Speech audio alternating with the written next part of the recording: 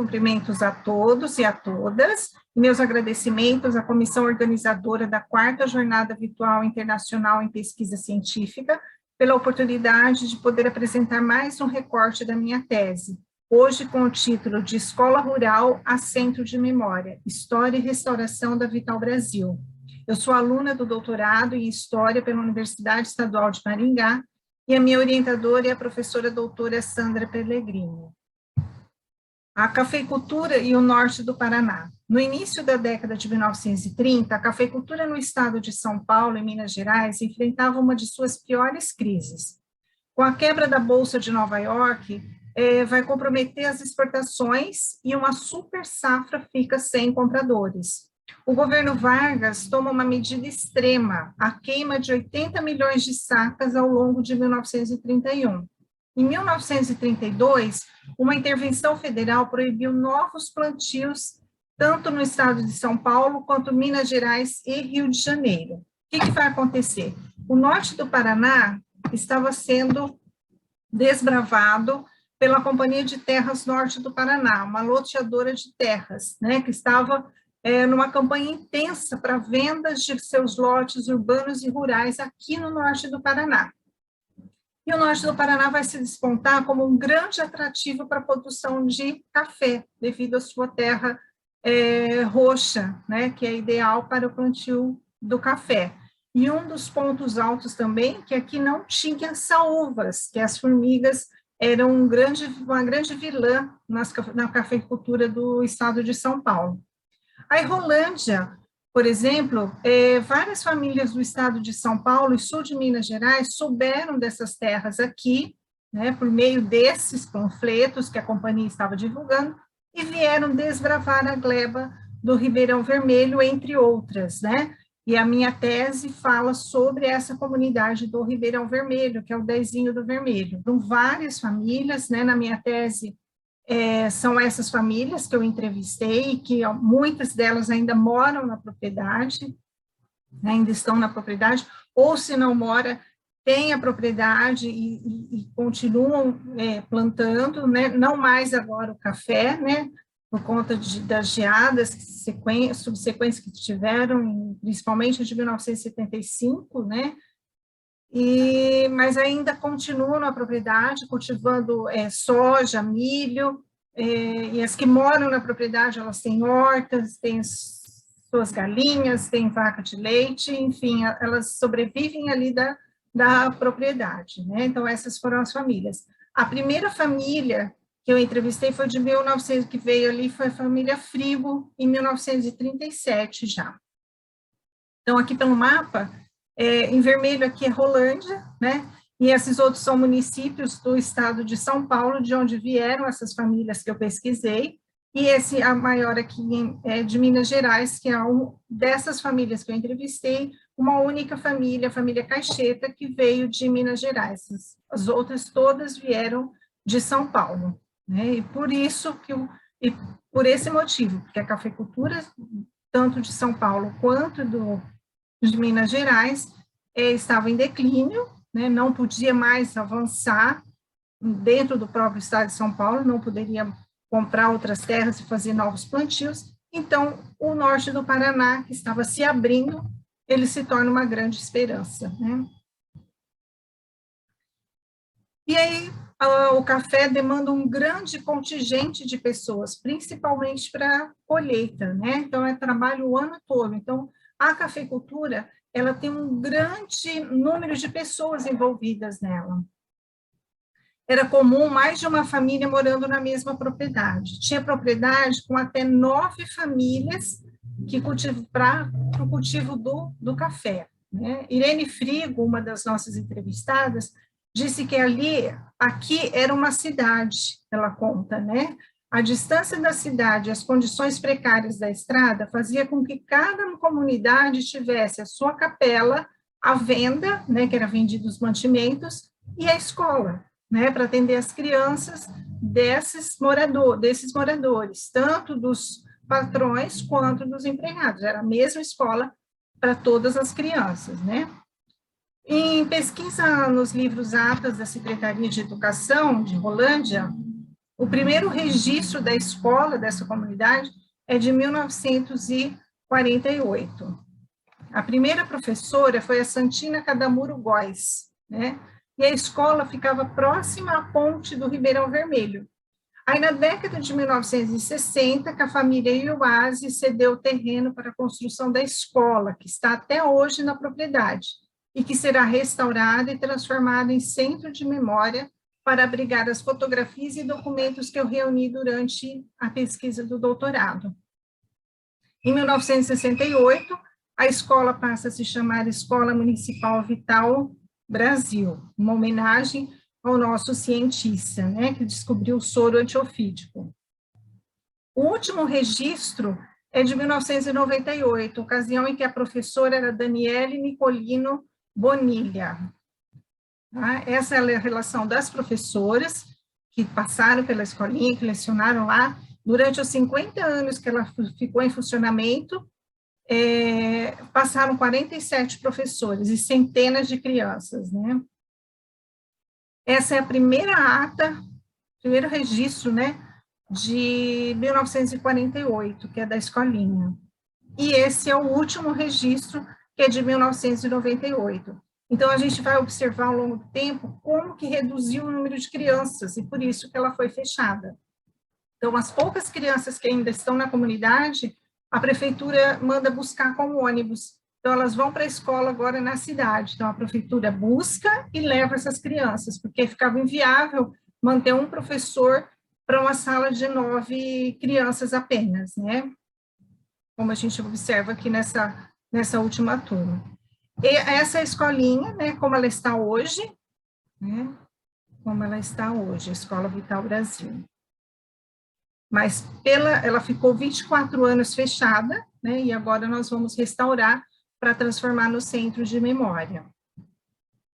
A Diva Rodrigues Consani, das primeiras professoras, ela que eu consegui, ela foi a 8ª professora na escolinha, e que eu consegui ter contato com ela, fiz a entrevista, né? Então, ela chegou com a família na comunidade em 1952, ela veio da cidade de Getulina, ela tinha 16 anos quando ela chegou ali na comunidade. Em 53, ela vai casar com Marcílio Consani, com quem elas tiveram 4 filhos. No final de 1956, ela foi convidada a assumir as aulas da escolinha. Naquela época, quem tinha a 4ª série do primário, hoje equivalente ao 5º ano, era considerada estudada, ela conta, né? E chamava-se professor leigo. Então, como ela já tinha a 4ª série, o prefeito, na época, ela morava já ali na comunidade, então ficava muito mais fácil para ela lecionar, né, do que mandar uma professora da cidade, porque a estrada era muito precária, em dia de chuva não se passava, né? Então, ela já morando ali, tinha a casa junto, no mesmo terreno da escola, tinha a casa do professor, então ela se muda para a casa do professor, com a família, né? E aí, início de 1957, ela entrou em sala de aula. Eram 2 turmas na mesma sala, né? Ela lecionou até 1963, já no prédio atual, que é o que eu mostrei a foto agora para vocês, e depois ela recebeu uma carta da Secretaria do Estado informando que ela teria que se profissionalizar, tendo um prazo para se formar no magistério. Então, eles não aceitariam mais professor leigo, né, sem formação. Aí ela mudou para a cidade, continuou os estudos e se formou em pedagogia. Essa é a professora Diva, esse bebê é um dos filhos dela, né? E essa era a turma de alunos, olha quantas crianças que tinham na década de 50, né? Aqui foi em 57, quando ela assumiu a sala de aula. Esse foi um dos alunos dela, tá? E hoje ele é vizinho da professora Diva. Desde 1981, eles são vizinhos. Ele foi, quando criança, aluno dela, né, o Antônio Pereira, e hoje eles são vizinhos. Aí tem a família Ioase, né? O Kiyoshi e a Yoshi chegaram ao Dezinho em 1953, tiveram 3 filhos e 2 nasceram ali no sítio, o Sérgio e a Clarice. O Kiyoshi cedeu o terreno para a prefeitura para a construção da escola no início de 1960. E seus filhos estudaram na escola, que a partir de 1968 passa a se chamar Vital Brasil. A Clarice foi aluna do professor Bidóia, e anos mais tarde foi professora, sendo a que mais tempo ficou como professora na Vital Brasil. Durante 15 anos ela foi professora lá, e há 25 anos ela está morando no Japão. Essa é a Clarice, ó, na formatura dela de 4ª série, né? Essa sala é a sala da escolinha Vital Brasil, esse é o professor Bidói, né? Final de 1966. Esse é o irmão dela, o Sérgio, que hoje mora na propriedade com a família e que preservou esse prédio, né, da escolinha. Aqui é a Clarice com a sua turminha de alunos em 1976. Aqui é a família dele, as 2 filhas, a Neuza, a esposa, e o Sérgio. E aí a família Bidóia, que é o professor Fernando, e a família chegaram à comunidade no final de 1964. Maria e Fernando tinham uma filha quando chegaram ali, no final de 65 nasceu a 2ª filha, Joana. Ele foi professor na Vital Brasil durante 12 anos. Aqui ele com a esposa e as 2 filhas, a Dona Maria. A Dona Maria foi merendeira daí na escola. Olha, a casa do professor também, quando mudou para a propriedade do seu Iuassi, também construíram a casa do professor, né? Então, desse lado, a casa do professor, e aqui a escola. Olha que turma grande, eram 2 professores até, né? Teve época que tiveram 2 professores. O professor Armando, que é irmão da professora Diva, né? Ele foi aluno da professora Diva, e depois ele foi professor aí na escolinha. Aqui a horta, então eles tinham a horta para a própria merenda. Aqui uma formatura dentro da capela da comunidade. Aqui é a sala de aula, ó, 2 quadros negros, ó, porque a sala era dividida, uma turma de 1ª série, outra de 4ª série, ou 2ª e 3ª, né? Sempre eram duas turmas. A filha dele daí foi aluna dele também, a Joana. E agora nós estamos numa campanha para restauração da Vital Brasil, né? Então nós fizemos esse Revitalizar Brasil, que é a Escola Vital Brasil. A escola estava assim, ó, e daí nós realizamos um mutirão junto com a comunidade para limpeza, né? Tinham 20 pessoas nesse dia. Tá? Daí nós lavamos a escola, limpamos, a comunidade toda envolvida nessa restauração. Olha, que grupo grande, né? E agora nós vamos realizar a primeira feira para arrecadar verba para poder fazer a parte elétrica da escolinha. Então, nós vamos começar pela reforma da parte elétrica, né? Então, há 74 anos era inaugurada a Escola Isolada do Ribeirão Vermelho, e em 62 a família Iuazzi cedeu o terreno e sua propriedade para a prefeitura para a construção do prédio da Escola Vital Brasil, que fechou em 1998, devido à cafeicultura que se extinguiu ali na comunidade, então já não tinha mais tantas crianças, tanta mão de obra, né? E acabou fechando. Então, durante os 50 anos que esteve em funcionamento, passaram por ela 47 professores e centenas de crianças, que cursaram da 1ª à 4ª série. Então, revitalizar esse local é preservar a história e memória da própria comunidade. E Portela sempre defendeu que devemos devolver a pesquisa à comunidade. Então, transformar a escola em centro de memória será a minha forma de devolver à comunidade as mais de 1000 fotografias e documentos reunidos durante a pesquisa, né?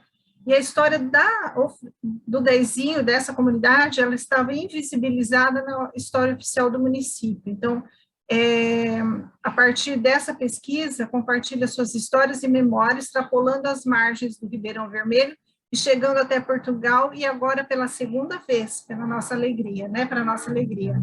Ao contrário da Caixa de Pandora, as histórias da comunidade e seus moradores devem ser desvendadas, pesquisadas e divulgadas. É a preservação da história da própria cidade de Rolândia. Como pesquisadores e historiadores, devemos continuar nesse caminho incessante de desvendar histórias e preservar memória. Aqui as referências, as fontes orais. Muito obrigada.